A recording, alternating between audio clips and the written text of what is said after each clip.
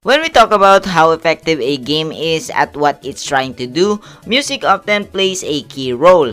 Here are my picks for the 10 best video game soundtracks. Composer Danny Baranowski blew our minds in Crypt of the Necrodancer, where you must navigate monster-infested dungeons as you move and attack to the beat of the game's spooky electronic rock. The incredible energy in each track makes you want to hit every note perfectly and maybe dance a bit too.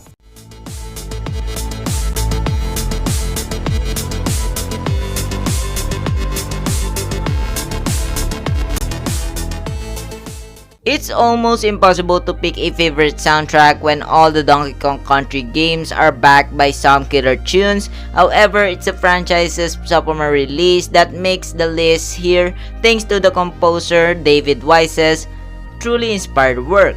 Building off the first game's rock-infused jungle mixes, oceanic rhythms, and industrial factory beats, Diddy's Conquest takes on a catchy pirate theme with flute and sax medleys throughout. Though Nintendo has made it nearly impossible to listen online all these years later, you can still play the game if you subscribe to Nintendo Switch Online. If you're craving some newer beats from Wise, Donkey Kong Country Tropical Freeze is a solid choice on Switch.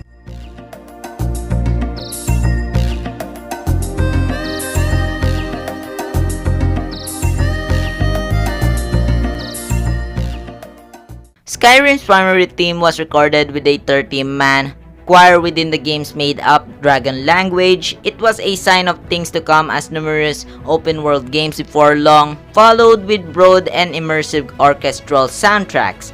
There's nothing like the beating of the drums within the middle of combat or the sound of spooky choruses within the depths of dwarven ruins.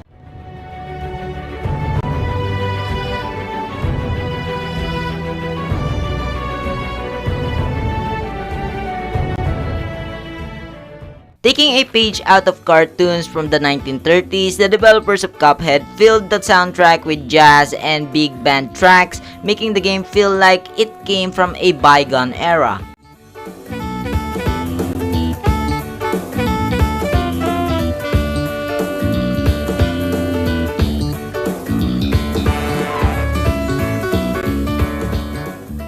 It's hard to pick the best soundtrack out of a series filled to the brim with beautiful and catchy music. However, the music from Breath of the Wild offers such diverse sounds that it's hard to ignore. While most of the game features ambient piano music, the soundtrack is ultimately packed with moody wind instruments, uplifting horns, melancholy piano, and even some accordion for good measure.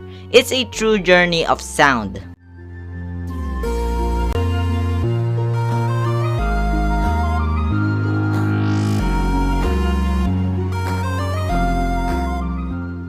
Earthbound, known as Mother 2 in Japan, is remembered fondly by fans of the industry's 16-bit era. Perhaps most notably, the game's soundtrack pushed what was even possible on the Super Nintendo to the very edge. The music incorporated a diverse range of sounds borrowing from pop, rock, jazz, salsa, reggae, and folk. More than 20 years later, it still holds up. Tragically, there is no official way to play the game on Switch, but you can still get it for the 3DS.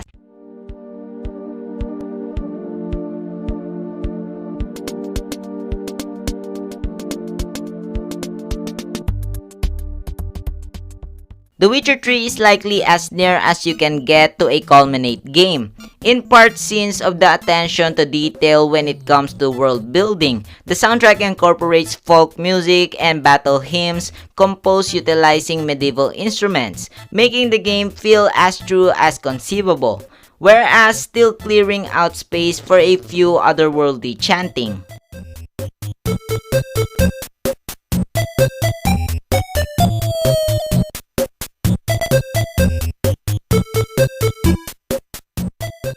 The Super Mario series has some of the catchiest tunes around, but Super Mario Galaxy took the franchise out of this world by putting Mario in outer space. This space opera soundtrack goes from starry shoegazing to cosmic adventure tunes and everywhere in between. The sequel soundtrack provides more where that came from.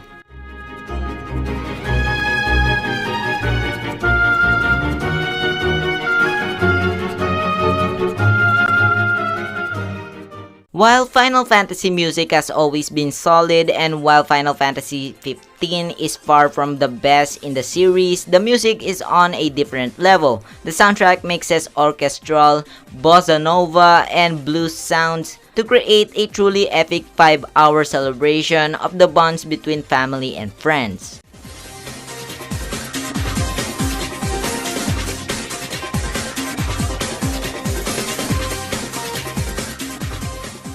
Before we go to my number 1 pick, here are some honorable mentions: Chrono Trigger, Bastion, Grim Fandango, Streets of Rage 2, and Journey. Inspired by RPG games on the Super Nintendo, indie game developer Toby Fox released Undertale to near universal praise. Its music channels the 16-bit era with catchy melodies and synth beats. The song Megalovania was particularly popular among fans and was even added to Super Smash Bros. Ultimate.